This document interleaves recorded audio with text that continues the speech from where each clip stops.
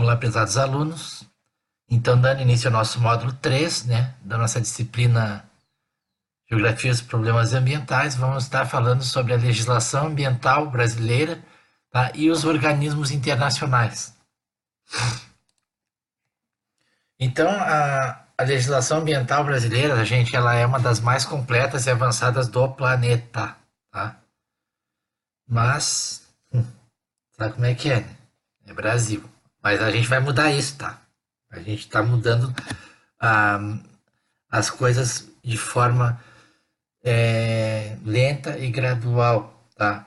Por conta do pensamento, tá, gente? Então, quando a gente pensa coisa boa, a gente constrói coisa boa, a gente cocria. Eu vou dizer e vivo dizendo, né? Quando eu estou em aula e comento com vocês também, que na década de 70, quando a minha mãe e meu pai me levavam no parquinho, ou num circo, num lugar qualquer público, a gente amassava o saco da pipoca e jogava no chão. Tá tudo certo. Era assim. Nós entrávamos dentro de um banco e a moça lá, que atende no banco, estava fumando, tinha um cinzeiro cheio de cigarro, né? E isso hoje não é concebível, nem uma coisa nem outra, né? Fumar dentro de um ônibus, por exemplo. Então são hábitos, né? São culturas, são hábitos que vão sendo transmutados, né? Com o decorrer dos anos, por conta de um trabalho de formiguinha que a gente está fazendo. Então, muitas crianças fizeram trabalho de formiguinha e hoje muitos pais aprenderam com seus filhos, tá? Então, esse trabalho de mudar a forma como o brasileiro lida com as coisas é um dever de cada um de nós, tá? Mas, enfim, a legislação brasileira, ela é muito completa e a mais mal aplicada do mundo, tá? Aqui a gente tem lei para tudo, tá? É mais completa mesmo que no Canadá, na Dinamarca e na Suécia, onde foi o germe, né, das grandes convenções internacionais sobre meio ambiente. Temos um arcabouço é, legal muito vasto e muito completo, tá? E isso tudo foi criado com o intuito de proteger o meio ambiente, né, dos efeitos, né, do consumismo, do desenvolvimento, né, e de forma a ser aplicado tanto em pessoas físicas quanto em pessoas jurídicas. Então, uma pessoa comum, uma pessoa física que polui, que degrada, ela está sujeita às mesmas penalidades. Digo, não as mesmas, né, mas está sujeita a penalidades tanto quanto uma empresa, tá? Obviamente, isso vai se chamar, depois, por uma questão de proporção do estrago causado, a gente chama isso de princípio do poluidor pagador. Tá? Fez besteira no ambiente, né, tem uma penalidade proporcional à besteira que fez e proporcional também ao tamanho digamos assim, a desenvoltura do infrator, né? Ou é pequeno, é grande, enfim, existe todo um espectro para punir os porcalhões, né? Enfim, então, essas leis, tá, elas vão definir as normas e as penalidades, tá? E devem ser conhecidas por todo cidadão, compreendidas e praticadas, tá? Porque o que se deseja é uma sociedade toda, tá? Que pense de forma holística, tá? O que se quer pensar de forma holística é pensar no todo, entendeu? Pensar que é tudo uma grande teia, que a gente bate num canto e sacode, reverbera e atinge todo mundo, tá? Então o ambiente ele é uma coisa muito sensível e qualquer coisa que a gente faça vai sim trazer consequências numa magnitude que a gente não tem como mensurar, tá? Um lixo que a gente joga no mar hoje, as correntes marinhas vão fazer isso parar lá no Atlântico Norte ou talvez, né, na Austrália, né? Então a gente não tem noção de quanto pode o nosso estrago se propagar e até onde, né? Então a ideia é, né, que se planeje tudo de forma sustentável, né? Tudo que for pensado pelas sociedades ser planejado de forma sustentável para evitar um problema futuro e não, né, pensar assim, minha empresa é muito rica e tal, se der ruim lá, a gente paga a multa, a gente tem dinheiro mesmo, tá? Isso daí é a mitigação, tá? Então existe a prevenção e a mitigação. Quando se age de forma sustentável, não vai precisar mitigar, né? O estrago não vai acontecer, tá? Porque foi o empreendedor já pensou nisso antes, né? E o ambiente está protegido já de prévia. E quando não é feito dessa forma, acontece o estrago, acontece a poluição, acontece a degradação, acontece a extinção, o que for, né? A queimada, o que for. E aí tem que reparar, tá? E o dinheiro que o cara paga não vai ser suficiente para fazer isso, tá? É uma coisa simbólica pagar, tá? Ah, ficou tanto tempo sem poder fazer contrato com o governo, tá? Também é simbólico, tá? Vai ser penalizado porque ele vai ser penalizado, mas o ambiente como é que fica, entendeu? Aquela questão lá de Mariana é um troço que vai levar muito tempo, há muitas décadas, né? Eu fiz uma pesquisa na época, eu reproduzi a mancha de pluma sedimentar, ela foi parar no meio do oceano, tá? Animais que viviam nas proximidades da zona costeira, crustáceos, né? É, moluscos, pequenos peixes, foi tudo coberto com quase 10 centímetros de lama no fundo do mar. E o ambiente de areia quartzosa, branca, que precisava para aqueles animais se manterem ali, né? Acabou, virou argiloso. E aí muitos morreram e muitos nunca mais vão voltar para ali. Ah, isso não tem dinheiro que vai pagar, isso daí não tem penalidade é, que vá reverter um estrago desse. Mas vamos adiante. Tá? Então, assim, gente, vamos lá. Eu sou sempre muito sincero com os meus alunos quando se trata desse assunto, tá? Eu não sou advogado e eu não gosto de decorar lei. E eu imagino que se vocês gostassem de decorar lei, vocês tinham que fazer direito, tá? Então, eu aqui mostro, tá? Eu mostro e comento rapidamente cada uma das principais leis ambientais, porque é um arcabouço legal muito, muito extenso, tem bastante coisa, mas eu deixo para vocês consultarem se quiserem, tá? O que mais vai importar é o que está no slide, mas eu estou deixando links ali, inclusive link que vai para uma coletânea, tá? De leis ambientais.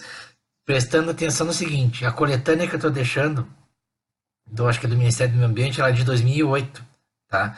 Então tem duas leis mais recentes do que isso que estão postadas em link, tá? Direto na lei, tá? Que é o Código Florestal de 2012 e a Lei dos Resíduos Sólidos, que é de 2010. Essas duas leis são mais recentes do que a coletânea que eu postei, mas elas estão seguindo separadas ali para vocês acessarem, tá? E aqui no slide vai o que tem de principal, né, que eu acho que é o que importa mais para vocês conhecerem no momento, tá? Então a lei sobre, eu não vou ler o número da lei, tá, gente? Já, né? Ler o número de lei nem advogado não decora número de lei, ele faz uma colinha lá para na frente do juiz não passar vergonha. Mas vamos lá. A lei, então, sobre os crimes ambientais, tá, gente? Então, ela reordena essa lei de 1998. O ano eu vou falar, o número não. Tá? Ela reordena a legislação ambiental quanto às infrações e punições, tá? Porque precisava de uma reformulação, né, com relação a isso. Muita coisa que não era crime passou a ser. Então, concede à sociedade, aos órgãos ambientais e ao Ministério Público um mecanismo para punir, né, infratores do meio ambiente. E destaca-se por exemplo, a possibilidade de penalizar pessoas jurídicas, tá, no caso de ocorrência de crimes ambientais. Então, notem que antes disso, né, muito provavelmente não tinha esse dispositivo. Né? Depois vem a Política Nacional dos Resíduos Sólidos, essa que eu comentei aqui, ó, ela é de 2010, tá? E ela está seguindo depois inteira um link para vocês. Tá? Então, estabelece diretrizes aí para gerir, né, os descartes sólidos, né, e propõe regras para cumprimento de objetivos, tá, em amplitude nacional, interpretando a responsabilidade compartilhada do governo e empresas e a sociedade como um todo, tá, gente? Então, eu não vou me deter em detalhes de cada lei, só mostrar as principais, porque detalhe tem lá, e eu acho que a disciplina é muito mais do que decorar a lei, tá? É uma consciência, tá? Decorar a lei não melhora ninguém. Ninguém fica melhor cidadão porque decorou lei, tá? Isso é um trabalho que vem de dentro para fora. Eu tenho o dever de mostrar essas leis para vocês e vou mostrar sucintamente, tá? E eu convido vocês a tá? E se inspirarem, tá? No futuro que vocês desejam deixar para, né, os descendentes de vocês. A lei a gente consulta depois só para certificar que é aquilo mesmo, mas a atitude tem que vir primeiro, tá? Mas vamos lá, vamos seguir. Tem que falar da lei, vamos falar, tá? Então, essa lei aqui do saneamento básico, ela é de 2007, tá? E versa sobre todos os setores do saneamento, drenagem urbana, abastecimento de água, esgotamento sanitário e, inclusive, os resíduos sólidos, tá? Porque ainda existe, mas até então existia muito, muito município, e ainda existe, mas era gritante na época, sem saneamento básico algum. Então, se forçou, né, a se criar uma lei para tentar passar uma régua nisso daí e deixar com o mínimo desejável. Tá? A lei do Sistema Nacional de Unidades de Conservação, tá? Essa lei de 2000 e estabelece diretrizes, né, para as unidades de conservação da natureza, tá? Biológicas e de recursos genéticos, e preservação e restauração da diversidade de ecossistemas naturais e promoção do desenvolvimento sustentável a partir de recursos naturais, tá, gente? Então, existe uma página do ICMBio que está postada aí como link também, tá? Que fala sobre o SNUC, que é o Sistema Nacional de Unidades de Conservação. E isso vocês precisam sim olhar. E daqui a pouco eu vou fazer um outro videozinho sobre como compreender lá a hierarquia das unidades, tá? Então, e a lei do parcelamento do solo urbano, tá? Que ela é bem antiga, de 79, estabelece regras para loteamentos, né? Proibidos em áreas de preservação ecológica, né? Naquelas onde a poluição representa um perigo à saúde, e os terrenos alagadiços ou terrenos de manancial. Então, existe toda uma, existe uma legislação nesse sentido. A lei sobre política do Sistema Nacional do Meio Ambiente, tá? Então essa aqui é a lei do CISNAMA, tá? Do Sistema Nacional do Meio Ambiente. Essa lei quando é criado, né?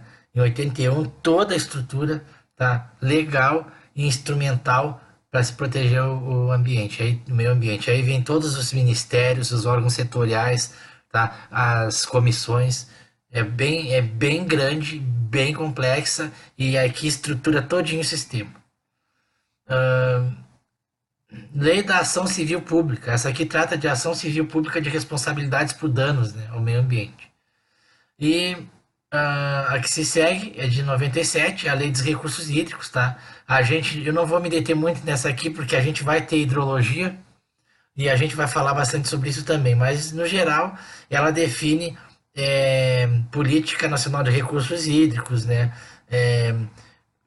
Como é que fica a gestão das bacias hidrográficas, o consumo de água, entendeu? E gesta também sobre quem polui, penalidades sobre quem polui os recursos hídricos. Tá? E a lei do Código Florestal Brasileiro, tá? Que é uma lei de 1965, mas ela foi reformulada e chama-se agora Novo Código Florestal Brasileiro. Inclusive tem um link separado para ela, porque ela é mais recente do que a coletânea, é de 2012. Então ela revoga o Código de 1965, tá? E estabelece, né, dispositivos sobre área de preservação permanente e área de reserva legal também, tá? Que as APPs são áreas que não podem ser mexidas, né? Para nenhum tipo de intervenção, e a reserva legal na propriedade privada, um percentual que o proprietário tem o dever de manter nativa, tá? Então é isso, gente, por hora, tá?